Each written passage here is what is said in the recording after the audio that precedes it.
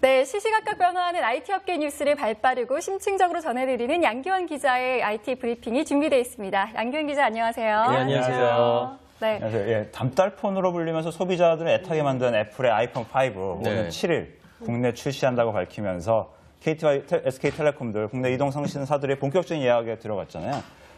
양 기자, 아이폰 5 예약 인원 지금 엄청나다고요? 엄청납니다. 아이폰 5의 열기가 굉장히 뜨겁습니다. 실제로 KT는 예약 접수 인원이 13만 명을 돌파하는데 불과 2시간밖에 걸리지 않았는데요. 이 작년 아이폰 4S 때 이 13명을 돌파하기까지 24시간이 걸린 점을 감안하면 이번 아이폰 5는 엄청난 반응이라고 볼 수 있겠습니다. 정말 뜨거운 반응인데요. 제가 그동안 봤던 기사에서는 아이폰 5가 별다른 혁신이 없다라고 평가되는 걸 봤거든요. 네. 그런데도 불구하고 이렇게 뜨거운 열기로 가득한 이유가 뭘까요? 네, 여러 가지 분석이 있는데요. 그중 공통된 의견은 이 애플이 IT 기업임에도 이 명품을 만드는 공방의 장인 정신을 그대로 이어가고 있다는 점입니다. 이 생전에 애플 창업자 스티브 잡스가 이런 말을 했죠. 위대한 목수는 아무도 보지 않는다고 해서 장롱 뒤에다가 질이 나쁜 목재를 사용하지는 않는다. 뭐 이런 표현을 했었는데 그만큼 제품에 대한 애플의 완벽주의를 잘 드러내고 있는 표현입니다. 이 고객들은 애플 제품을 구입할 때마다 마치 명품 가방이나 명품 시계를 구입한다는 느낌을 받는다고 얘기를 하거든요. 그만큼 이 사용한 지 몇 년이 지나도 이 스마트폰, 다른 스마트폰들보다 아이폰이 중고 시장에서 쉽게 가격이 하락하지 않는 것도 이 같은 수요 때문이라고 할 수 있겠습니다. 또 올 연말 크리스마스 성수기도 있고요. 졸업 입학 시즌을 겨냥했다는 점에서도 인기 요인으로 분석됩니다. 네, 지금 이동통신사들 간에 지금 살벌한 경쟁 구도가 형성될 것 같은데요. 아직 이제 아이폰 5 본격적인 출시를 앞두고 있습니다만 현재까지 성적으로 봤을 때는 KT하고 SK텔레콤 누가 더 지금 참 잘하고 있습니까? 네, 이번 아이폰 5 예약 접수 면에서는 일단 KT가 SK텔레콤을 앞섰습니다. 그동안 KT가 3개의 아이폰 모델을 모두 예약하고 운용, 유통해온 노하우 때문인 것으로 여겨지는데요. 이 SK텔레콤이 온라인으로만 예약 접수를 받은 반면에 KT는 문자 메시지를 통해서 좀 복잡하고 느린 절차를 간소화했다. 그리고 기존 아이폰 가입자들에게 우선 차수를 배정하는 등 고객 잡기에 나섰습니다.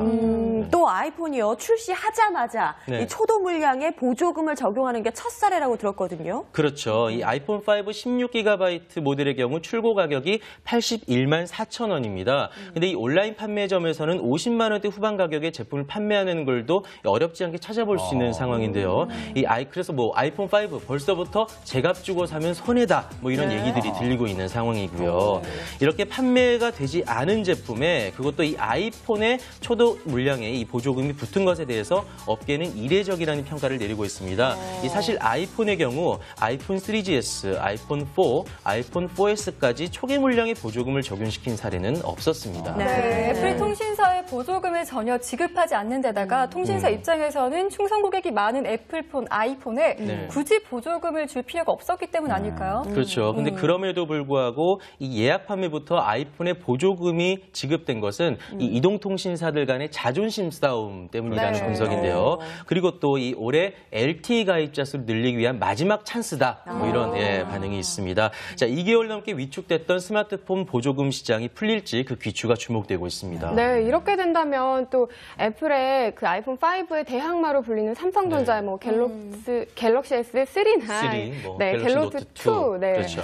또 긴장할 것 같은데요. 네, 그렇죠. 이 삼성전자의 갤럭시 노트 2는 그동안 프리미엄 라인을 고수했습니다. 그래서 보조금을 적용시키지 않고 있었는데요. 지난 30일 삼성전자 신종균 사장이 아이폰 5의 대항마로 갤럭시 S3와 갤럭시 노트 2가 잘해줄 것이다. 이렇게 강한 자신감을 내비쳤습니다. 하지만 네티즌들의 반응이 재밌습니다. 이 아이폰 5가 나오고 보조금 소식도 네티즌들이 접하면서 갤럭시 노트 2의 가격도 내려가야 되는 거 아니냐.